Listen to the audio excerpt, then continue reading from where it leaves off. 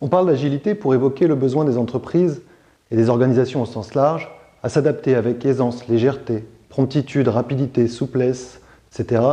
à des changements structurels forts. Il s'agit pour les entreprises de déployer puis de maintenir la capacité à bien répondre aux grandes évolutions et autres turbulences d'ordre politique, économique, technologique ou réglementaire.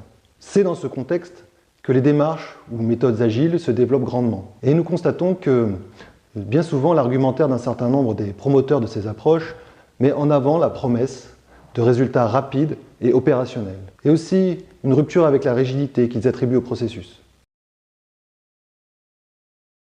L'approche processus porte en elle un certain nombre des gènes et des excellents principes revendiqués par les approches agiles. Sans être exhaustifs, nous pouvons citer: par définition, le processus est l'enchaînement de l'ensemble des contributions qui permettent de satisfaire la promesse faite au client. La transversalité et le dialogue intermétier sont essentiels dans l'approche processus. Ils reposent d'une part sur la compréhension partagée du qui fait quoi sur l'ensemble de la chaîne de valeur, et d'autre part sur la mise en mouvement coordonné, rythmé par un plan d'action partagé et qui fédère les projets d'amélioration, de sécurisation ou de transformation. Le pilotage de la performance d'un processus repose sur un certain nombre d'outils et d'instances qui rassemblent l'ensemble des contributeurs. Ces outils et instances sont le tableau de bord qui explicite les objectifs à atteindre collectivement et les résultats mesurés, les revues de processus périodiques qui rassemblent les diverses parties intéressées pour prendre conjointement les décisions, le plan stratégique de processus qui permet de projeter sur les transformations du processus sur un horizon de 1 à 3 ans.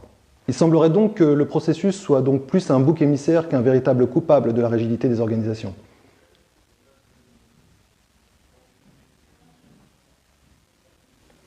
Reconnaissons tout de même qu'un bon nombre d'initiatives en lien avec les processus ont été menées selon une orientation plus normative que business, et qu'il en a résulté assez naturellement une certaine rigidité. Et gardons bien à l'esprit que toutes ces approches constituent un moyen et non pas une fin.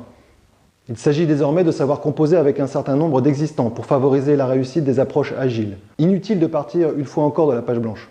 Le cadre de cohérence proposé par l'approche processus permet notamment de mettre en perspective les enjeux des parties prenantes, de définir collectivement les objectifs, de partager la compréhension d'un existant et une cible, et une roadmap de transformation.